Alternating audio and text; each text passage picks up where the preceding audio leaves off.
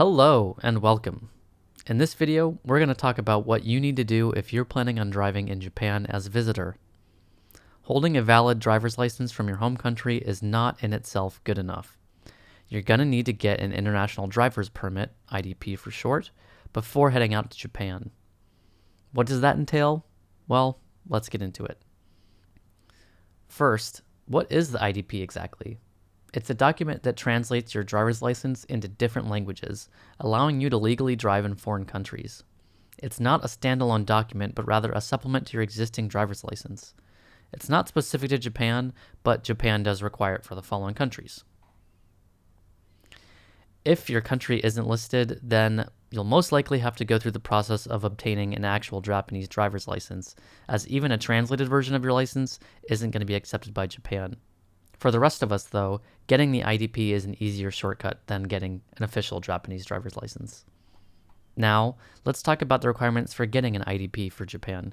You're going to need to meet the following requirements. You've got to have a valid, unexpired driver's license for the full duration you plan to use your IDP. You've got to be 18 years or older. You must apply for an IDP in your home country before traveling to Japan. And you'll have to keep in mind that the IDP is only valid for 1 year starting on your declared arrival date. So that's not the date that you obtain the permit, but it's the date that you declare as the arrival to Japan on your IDP application form. To apply for an IDP, you'll need to visit an authorized issuing agency in your home country. In the United States, AAA is the only authorized issuer of IDPs, but the process is relatively simple. You just need to download and fill out the application provided by AAA and bring it to one of their branch offices. In addition to the completed application, you'll also have to bring your valid driver's license and 2 passport-size photos. Some branch offices offer to take these photos on site for a small fee, but not all locations offer this, so you'll have to call ahead and check. The cost of an IDP depends on where you get it done, but expect somewhere between $20 to $40. AAA members get a small discount. Once you have your IDP, you're free to drive in Japan for up to 1 year. Keep in mind that while an IDP allows you to legally drive in Japan, it doesn't replace the need for car insurance, and it doesn't actually mean you now understand Japanese road rules. You should definitely study these before driving in Japan, and keep in mind that if you're from the US or other countries that drive on the right side of the road, you'll be driving on the left side of the road and sitting on the right side of the car in Japan. The first time I rented a car in Japan, I purposely took the Shinkansen 2 hours outside of Tokyo so I could rent from a much less trafficy area and not be immediately shoved into a stressful driving situation. And boy am I glad I gave myself that time to figure it out. Like me, you'll probably be turning on your windshield wipers instead of your turn signals at least a few times before you break muscle memory. And you really got to pay attention to yielding onto oncoming traffic, especially when you're making a right turn.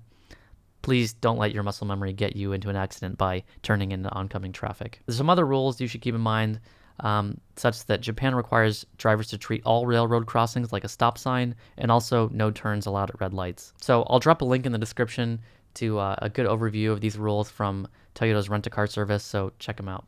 Another topic that I'll mention is that you need an IDP even if you just plan to rent a scooter, like a sitting scooter, not like one of these things.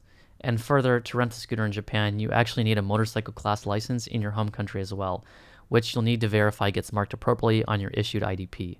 When I went to Okinawa to rent a scooter, even on the remote island of Tokashiki, they did thoroughly check my IDP to ensure I had my motorcycle license marked before they let me rent even just a 150cc scooter.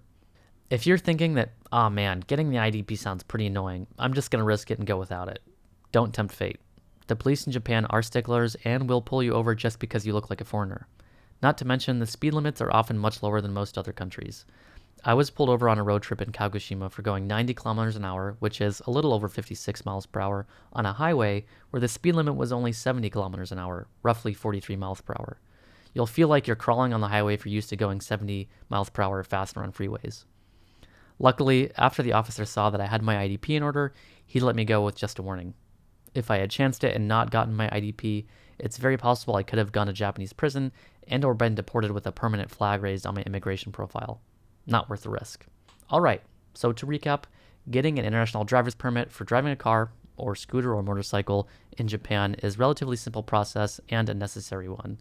Make sure you meet the requirements and apply for your IDP before traveling to Japan, and make sure you understand their traffic rules before getting on the road. With your IDP in hand, you'll be ready to explore Japan on your own terms with peace of mind. Thanks for watching, and see you later.